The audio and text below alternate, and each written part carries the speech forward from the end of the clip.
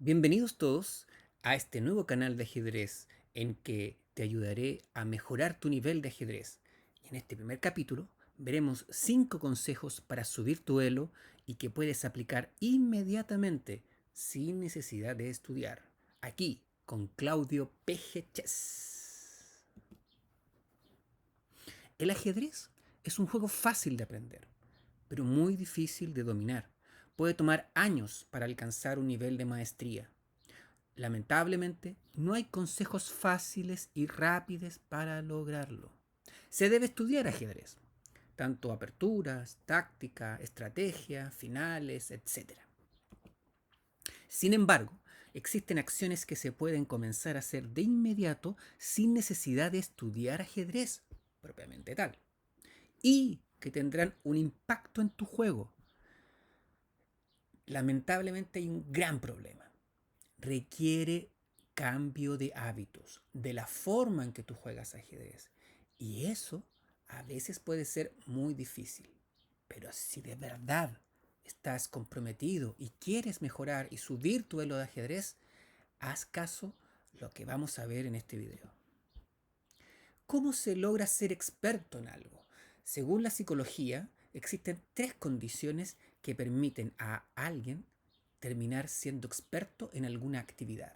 Incluso algunos de estos estudios que permitieron definir estas características se realizaron en jugadores de ajedrez. Para que uno pueda ser experto en algo, se requieren 3 condiciones. 2 tienen que ver con la misma actividad a la cual uno se dedica y las otras 2 a uno mismo. Por tanto, una de ellas requiere de ambos. Primero, el ambiente debe ser predecible. Y les informo que el ajedrez está dentro de esa categoría. Por tanto, se puede ser experto. Cuando los ambientes no son predecibles, no hay ninguna posibilidad de poder desarrollar alguna expertise en dicho campo. En segundo lugar, y esto es dependiente del individuo, de la persona, del que está tratando de ser un experto, se debe hacer una práctica consciente y exigente de dicha actividad. Y el tercer punto, y esto es dependiente tanto del ajedrez como de la persona, se debe tener una retroalimentación. Y en el ajedrez sí la tenemos. En el ajedrez uno realiza jugadas en un partido y tiene rápidamente el resultado de dichas jugadas, es decir, pierde, gana, empata, etc. Tiene una retroalimentación, sabe lo que ocurrió. Por tanto, al tenerla, puede mejorar. Y eso es clave y por eso es tan importante el análisis de las partidas. Un tema que veremos en otro video. En este, en particular, nos centraremos en la segunda característica que es esencialmente dependiente del jugador de ajedrez. La práctica consciente y exigente. ¿A qué se refiere con práctica consciente y exigente?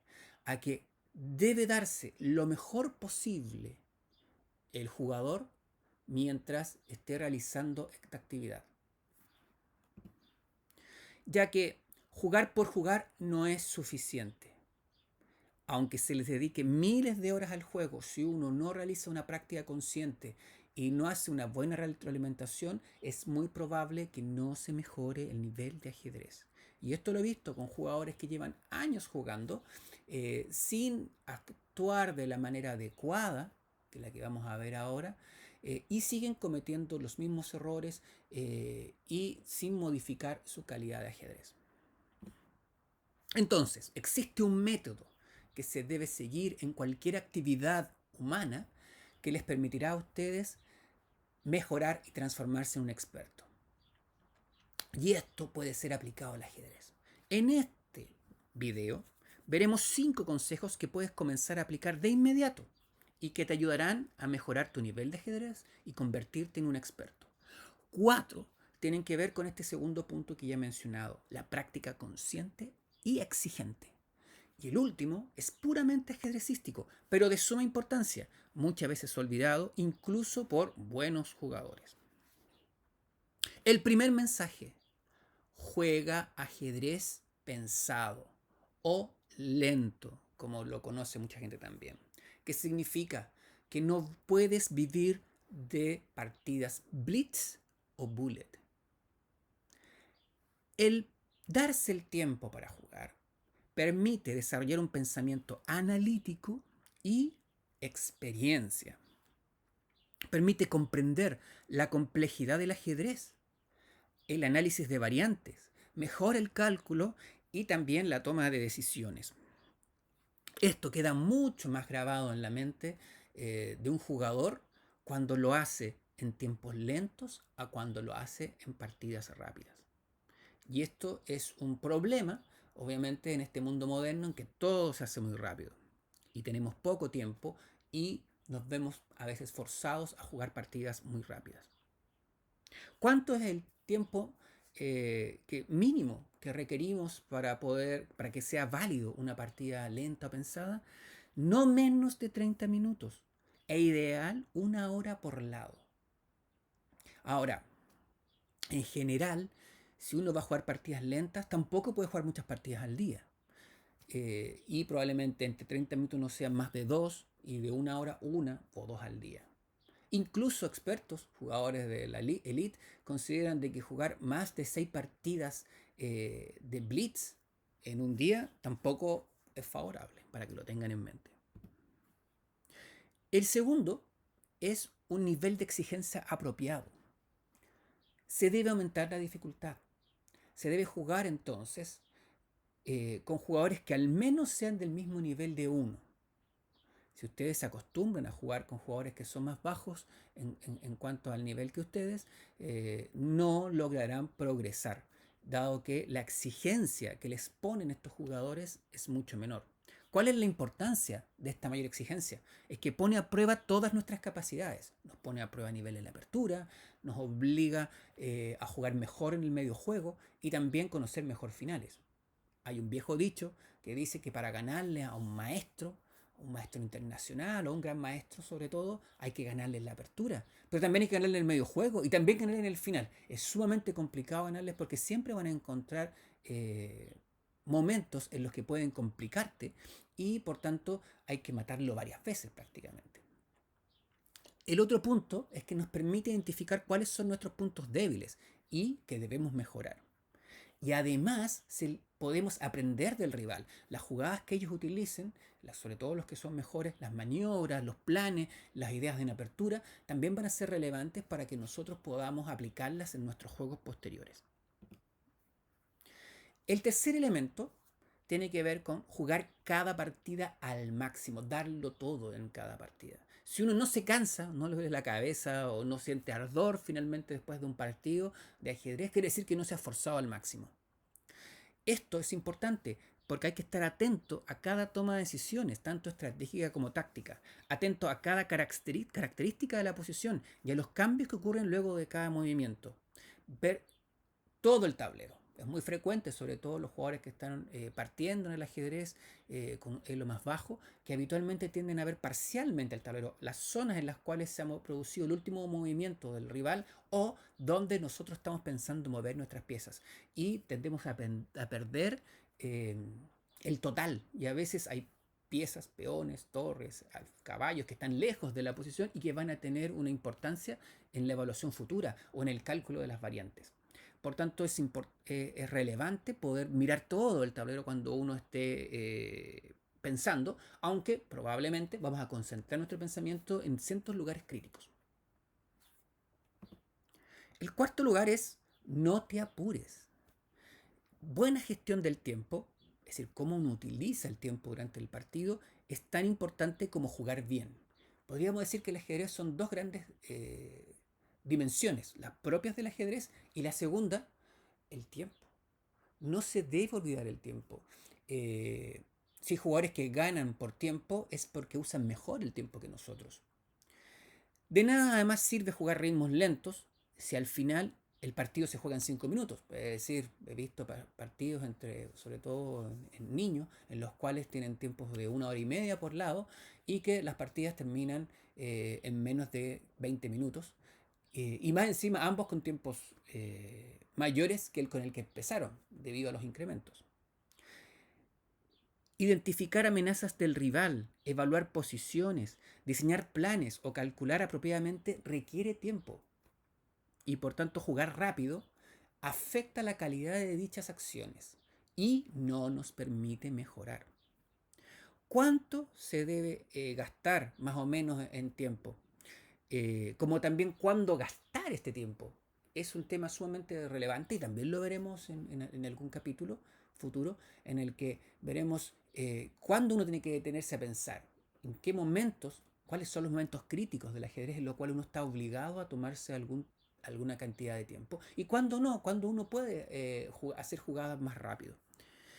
Algunos expertos, sobre todo entrenadores, describen que uno debiera usar al menos el 80% del tiempo designado para toda la partida eh, cada vez que juegue. Es decir, si uno tiene alrededor de eh, unos 100 minutos de juego, uno debería gastar 80 minutos de ese partido. Si uno va a jugar un partido, por ejemplo, a una hora, probablemente uno debería gastar unos 45 minutos para que esté dentro del margen de tiempo adecuado. Gastar más o gastar menos puede ser algo contraproducente. Mucho más, mucho menos. Obviamente hay un margen en el cual uno puede jugar bien. Pero para esta etapa en la cual uno quiere mejorar, tiene que tomarse el tiempo. Evitar jugar rápido, que es una tendencia natural. Y el quinto punto, como les mencionaba, que no está relacionado con las características propias de desarrollar una expertise, pero que es relevante para el juego del ajedrez, es estar atento a las amenazas del rival. El ajedrez es un juego de dos.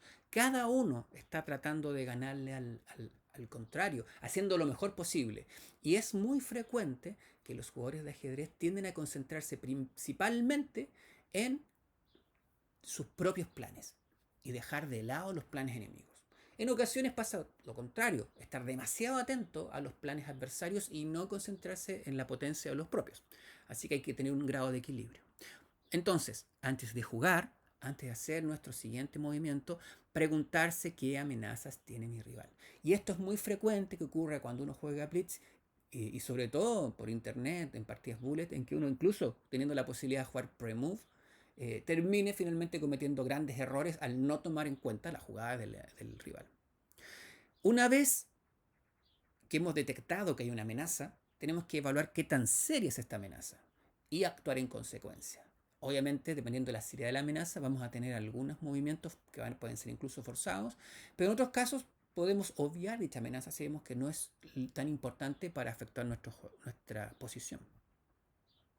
Si es que no hay alguna amenaza evidente, se dispone de una jugada libre. Podemos elegir lo que queremos hacer.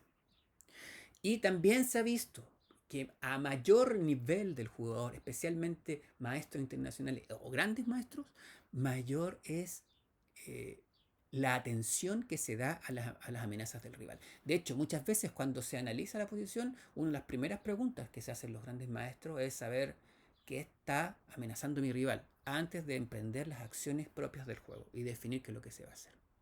Para ejemplificar un poco lo que hemos visto hasta ahora, la importancia de las amenazas del rival y también la de esforzarse al máximo y no apurarse en la toma de decisiones, veremos esta siguiente posición en la que se enfrentaron Vasilín Topalov contra Francisco Vallejo el año 2006.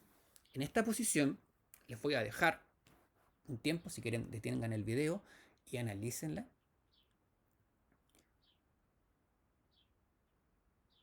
Y bueno, y ahora trataremos de entender. Es una posición compleja, pueden ver aquí.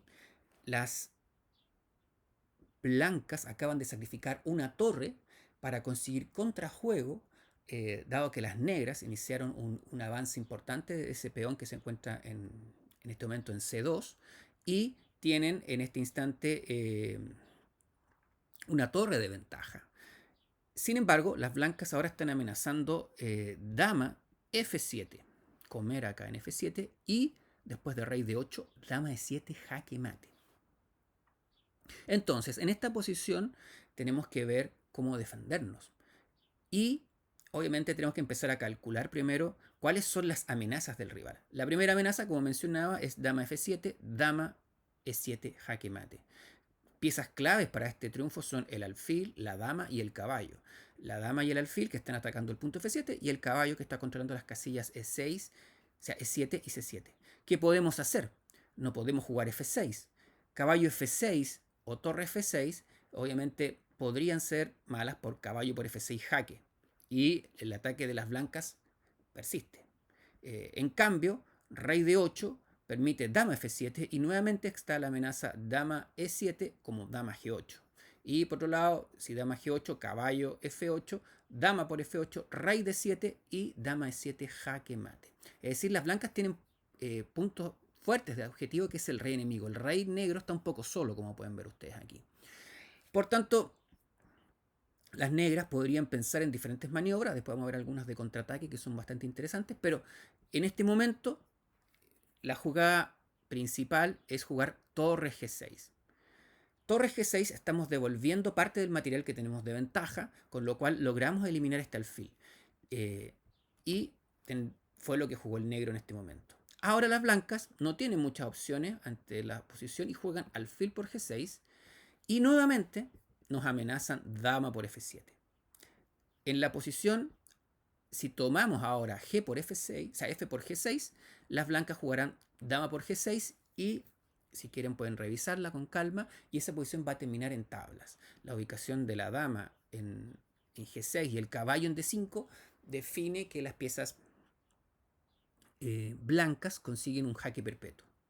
Y aquí, por tanto, las negras hacen una jugada intermedia. No estamos obligados a comer este peón. Juegan alfil de 5, con lo cual eliminan este alfil tan crítico de la posición, este caballo, perdón, que está ubicado en D5 y que nos evitaba nuestro escape. Y al mismo tiempo defienden el peón de F7. Ahora a las blancas no le quedan otra opción. No pueden comer ahora en F7, así que toman en F5 y mantienen nuevamente la amenaza de dama por F7. Sin embargo, si se dan cuenta ustedes, la desaparición del caballo de D5 ya no permite un mate directo. Dama F7, rey D8 y no tenemos dama G8 como antes porque tenemos rey C8. Nos escapamos. Además, las blancas ahora también están amenazando eventualmente torre por E5. Han sumado amenazas. Como les decía, peón por dama por G6 probablemente lleve a tablas. Aún. Y esta posición apareció en una enciclopedia de ajedrez como problema, cómo las negras permiten salvarse. Y esto todo tuvo que haberlo calculado en parte Vallejo en el momento anterior, cuando tiene que jugar torre G6. Y este fue parte del plan de Topalov para complicar la partida. Dado que las blancas ahora no están teniendo una amenaza de mate, dado que el rey se puede escapar, las negras inician un contraataque basado en la ubicación del peón de C2 y juegan dama por E1, una jugada brillante en que dan un jaque y obligan a las piezas blancas a tomar. Y ahora se continúa con alfil E3, jaque, rey F1 o rey C1 da exactamente igual y F2 permite dama o torre, si ustedes quieren, en C1 con jaque mate. Así que blanco juega rey F1 y ahora las negras, considerando de que esto no hay un jaque mate después de dama por F7 por rey D8 y no hay más jaques salvo jugar rey dama G8, uno puede continuar con dama con rey C7 y se escapa el rey hacia el flanco de dama manteniendo la dama y el alfil en ataque. Juegan dama C1. Las blancas continuaron con dama F7 jaque, rey a D8 y aquí las blancas en el partido oficial jugaron rey E2. Una partida que duró varias jugadas aún más. El blanco siguió complicándolo, pero el negro jugó de una manera magistral, evitando todas las amenazas y finalmente ganando alrededor de 8 a 10 jugadas más tarde de una manera muy brillante. O sea, es muy bueno que vean esta partida, cómo finalmente te remata el partido Vallejo jugando de manera muy activa. Pero en el caso de que hubiera jugado D6, las negras tienen que calcular la principal jugada, y esto tuvieron que haberlo visto antes en la posición, haber encontrado el dama C4. Las blancas después de C7, de D6, amenazan dama E7 jaque, pero después de este cambio del jaque en F1, el ataque doble, las blancas se ven obligadas a jugar dama por dama y después de torre por dama. Las negras tienen ventaja de una torre y no hay ya suficientes amenazas para que las blancas puedan salvarse. Así que aquí la partida está prácticamente perdida. Pero probablemente esto no hubiera sido posible si es que el blanco no se hubiera encontrado esa jugada alfil de 5 y no hubiera recordado además que después de toda esa posición de D6, la dama va a C4. Eventualmente pudo haberse perdido el partido. Y también es otra cosa interesante que en esta partida de inicio ya las blancas, las negras pueden jugar dama por torre. Dama por torre, alfil 1, alfil E3, jaque. Nuevamente no puede jugar alfil F2 por la jugada C1, sino que tiene que jugar rey F1 y ahora torre G6. Alfil por caballo y alfil por y se transpone a la posición anterior. Peón por y corona las negras y no hay jaque mate. Así que cuando uno conoce esta variante, ya la encontró, podría después darse cuenta que la puede hacer prácticamente de inmediato y ser mucho más radical en cuanto al resultado. Así que esta partida brillante que requirió, por tanto, estar atento a las amenazas del rival y requiere un tiempo. Esto no se puede jugar en una partida blitz. Es muy difícil que uno pueda llegar a hacer esta combinación. Cuando uno juega a ritmos lentos es capaz de darse cuenta y profundizar notablemente en la posición que se está jugando. Y es muy frecuente que, por ejemplo, jugadores externos a la partida que están mirando solamente pasan por ahí y ven alguna jugada, puedan sugerir ideas que a ellos les parecen bastante naturales, pero que el jugador que ha estado pensando mucho rato ya las analizó y las descartó a veces por fallos que tienen tanto en el nivel analítico, de valoración de posición o de cálculo o táctica. Así que por eso es importante tomarse el tiempo para jugar ajedrez. Bueno, como consejos finales, paciencia. Los cambios toman tiempo. Es decir, la mejoría no es espontánea y como probablemente habrás escuchado muchas veces, de a poquitito uno va consiguiendo un avance en su juego e incluso en algunas ocasiones cuando uno desarrolla una nueva apertura, una nueva forma de jugar, probablemente incluso puede empeorar sus resultados. Así que paciencia en la mejoría. Como consejos, además, si no lo has hecho aún, únete a un club de ajedrez. Cuando veo torneos, especialmente de niños, se nota de inmediato la diferencia en los resultados de los que juegan en clubes, de los que no juegan en clubes, es decir, que solamente juegan en su casa o en pequeños talleres en sus colegios. La clave fundamental para mejorar es encontrarse con otras personas que también juegan ajedrez y competir con ellas y aprender de ellas. También trata de jugar torneos reales, es decir, en el tablero, no solamente por internet. El torneo en el tablero, los torneos de verdad, te obligan a conseguir todos estos hábitos que mencionaba anteriormente, un hábito de concentración, deportivo, y al mismo tiempo con tiempos adecuados que te exigen y rivales que te van a exigir por tratar de ser mejor. Y finalmente, sigue esta página de ajedrez que te ayudará a mejorar tu nivel de ajedrez. En futuros videos también veremos cómo elegir aperturas y defensas, cómo enfrentar amenazas del rival, cómo analizar partidas, especialmente las tuyas, usar módulos y programas de ajedrez adecuadamente, aspectos psicológicos y deportivos del ajedrez, comprender más profundamente el juego, cómo ganar y forzar al rival a cometer errores, cómo estudiar ajedrez y mucho más en Claudio PG Chess. Nos vemos.